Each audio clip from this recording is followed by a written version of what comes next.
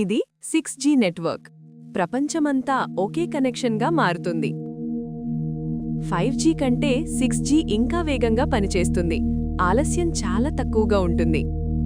6Gలో కొత్త ఫ్రీక్వెన్సీలుంటాయి. అందుకే internet super speed అవుతుంది. పెద్ద యాంటెనాలు సమర్థంగా పనిచేస్తాయి. సిగ్నల్ ఇంకా బలంగా అందుతుంది. కదులుతున్న ఫోన్లను నెట్వర్క్ వెంటనే అనుసరిస్తుంది. కనెక్షన్ డ్రాప్ అయ్యే అవకాశం తగ్గుతుంది.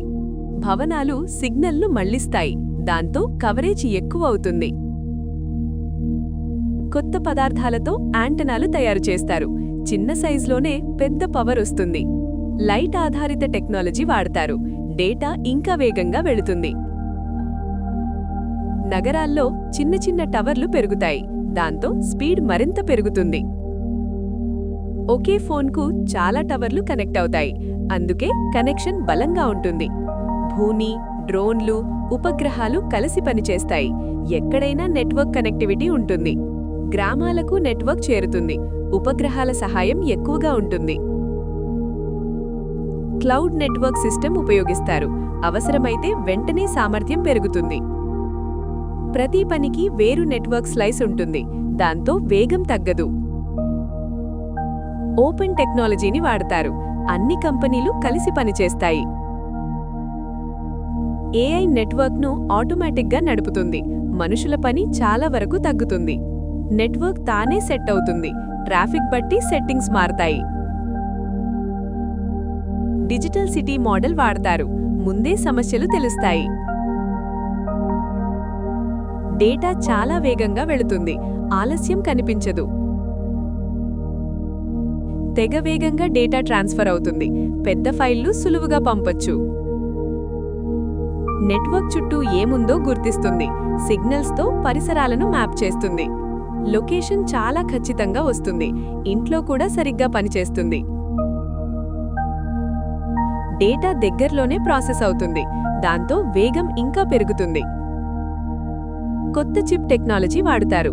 ఫోన్ ఇంకా స్మార్ట్గా మారుతుంది. పవర్ సేవింగ్ టెక్ ఉంటుంది.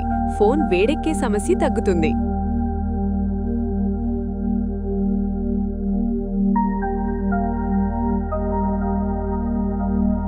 ఫోన్లో ఏఐ సపోర్ట్ ఉంటుంది. మంచి సిగ్నల్ను ఆటోమేటిక్గా ఎంచుకుంటుంది.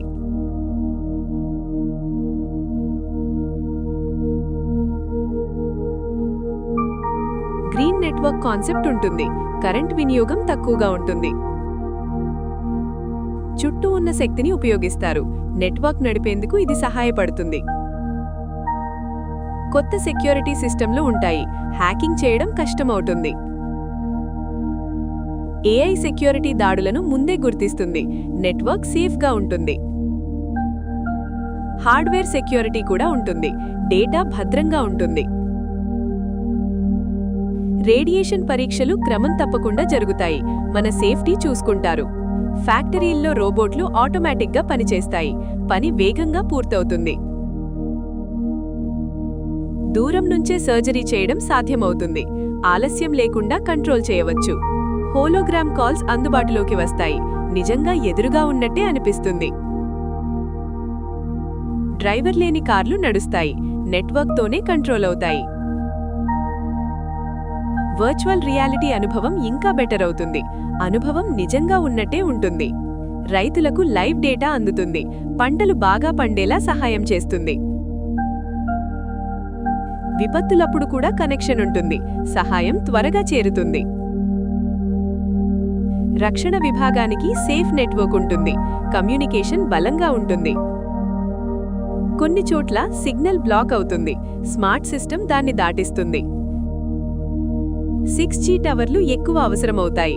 అందుకే ఖర్చు ఎక్కువ ఉంటుంది. ఫోన్లు వేడెక్కే అవకాశం ఉంటుంది. అందుకే కూలింగ్ టెక్ అవసరం. ప్రపంచమంతా 6Gపై రీసెర్చ్ జరుగుతోంది. కొత్త టెక్నాలజీ అభివృద్ధి అవుతోంది. గ్లోబల్ రూల్స్ అవసరమవుతాయి. అందరూ ఒకే విధంగా వాడాలి. ఫ్రీక్వెన్సీకి ప్రభుత్వ అనుమతి అవసరం. దేశాల మధ్య సమన్వయం కావాలి. అన్ని డివైస్లు పరీక్షిస్తారు. సరిగ్గా పనిచేస్తాయా చూస్తారు. ఇప్పుడే ఇది రీసెర్చ్ దశలో ఉంది. తర్వాత మార్కెట్కు వస్తుంది. కొన్ని చోట్ల ట్రయల్స్ జరుగుతున్నాయి. పనితీరు చెక్ చేస్తున్నారు. వాడకం పెరిగితే ధర తగ్గుతుంది. అందరికీ అందుబాటులోకి వస్తుంది. అన్ని డివైస్లు కనెక్ట్ అవుతాయి. ఒకే పెద్ద నెట్వర్క్ అవుతుంది. నెట్వర్క్ ముందే అంచనా వేస్తుంది, ట్రాఫిక్ను ఆటోమేటిక్గా సెట్ చేస్తుంది. సిగ్నల్స్తో 3D మ్యాప్ తయారవుతుంది, చుట్టూ ఏముందో తెలుస్తుంది. చేతి కదలికలతో కంట్రోల్ చేయవచ్చు. స్మార్ట్ హోమ్ ఇంకా సులువవుతుంది. ప్రైవసీ రక్షణ ఉంటుంది, డేటా సేఫ్గా ఉంటుంది. చిప్స్, యాంటెనాలు ప్రపంచమంతా తయారవుతాయి. సరఫరా పెద్దదిగా ఉంటుంది. అన్ని సిస్టంలను పరీక్షిస్తారు, పనితీరు చూసుకుంటారు. కరెంట్ తక్కువ వాడే టెక్ ఉంటుంది. గ్రీన్ నెట్వర్క్ లక్ష్యం నెరవేరుతుంది. 6G, AI కలిసి పనిచేస్తాయి. స్మార్ట్ ప్రపంచం ఏర్పడుతుంది. స్మార్ట్ సిటీలకు ఇది బేస్ అవుతుంది. భవిష్యత్తు టెక్ ఇదే. భవిష్యత్ హ్యాకింగ్ నుంచి రక్షణ ఉంటుంది. కొత్త సెక్యూరిటీ టెక్ ఉపయోగిస్తారు. తరువాత టెక్నాలజీకి ఇది బేస్ అవుతుంది. 7Gకి దారి చూపుతుంది. నెట్వర్క్కు నియమాలు అవసరమవుతాయి. డేటా వినియోగంపై నియంత్రణ ఉంటుంది. దేశాల మధ్య సహకారం అవసరమవుతుంది. టెక్నాలజీ పంచుకోవాలి.